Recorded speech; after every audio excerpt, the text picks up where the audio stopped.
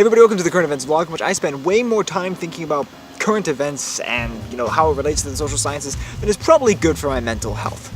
So in this episode, we're going to be talking about why Congress was unable to repeal Obamacare despite having, Republican presidents and, Republican majorities in the House and Senate, and what this may say about the nature of partisanship and ideology in America right now. This is also just a shameless way of populating the channel with videos and content, considering that the average Professor Politics video takes maybe between 40 and 60 hours to make it. I am a grad student, dang it. It is very hard to be able to dedicate that amount of time to everything, so I want to make sure I have some more regular content for you guys, so vlogging, let's give that a go.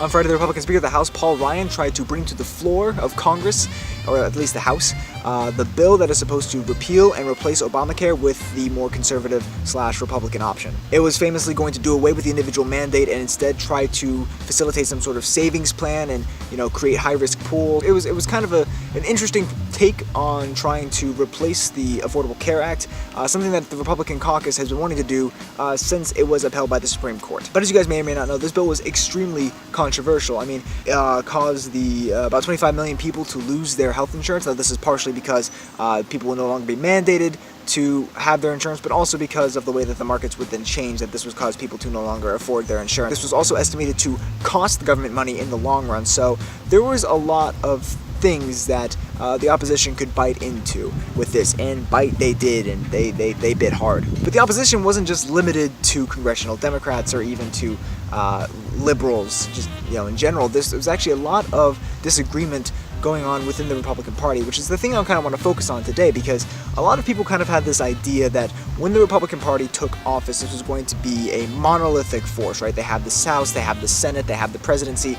This is going to make it really, really easy for them to be able to pass whatever bill that they want to do. In fact, people were taking this possibility with apprehension or dread or with joy and ebullience, depending on what part of the political spectrum you're on. But it's a bit of a naive perception, and we're going to try to spend some of this time talking about why that is. This was no real big secret that party polarization over the last 20 years is greater than it was over the previous 20 years and even the previous 20 years before that. I mean, we have Republicans who are consistently voting more party line and Democrats who are consistently more voting party line in the House and in the Senate. Both of them have a greater tendency more frequently to divert into party factions and such of that nature. So a lot of people kind of see party as the end-all be-all when it comes to creating some sort of legislative coalition.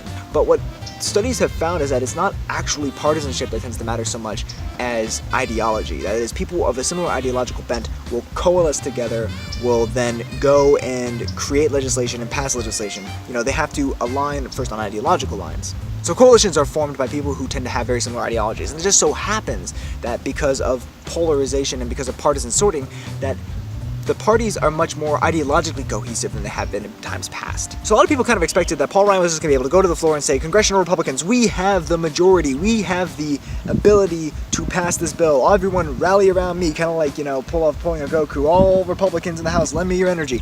And they were kind of surprised when not only that didn't happen, but when it was told that they didn't have the votes to pass it. The reason they didn't have the votes to pass it is because the Republican Party, while more ideologically homogenous than in years past, still has a remarkable degree of heterogeneity. There's actually empirical data to show that there is a schism emerging in the Republican Party. In fact, there may be a few fractures starting to form right before our eyes. So on the one hand, we have liberal Republicans. I mean, they may no longer be as liberal as they were in years past, and kind of more far-right Republicans who looked at Obamacare as a overstep of government in its entirety, the idea that government has any role in the healthcare system. These individuals thought that this bill did not go far enough. What ended up happening is that Paul Ryan found that these differences were just so great that there was going to be defections within the Republican Party. Now, the Republicans may have a majority in Congress, but that does not mean that they have an absolute majority. There was enough individuals that, should they defect, the bill would fail. So what they did was that they instead strategically retracted the bill. They actually removed it from the docket, if I understand correctly. This whole deal kind of goes to show that parties are an incredibly important factor in shaping policy and in shaping legislation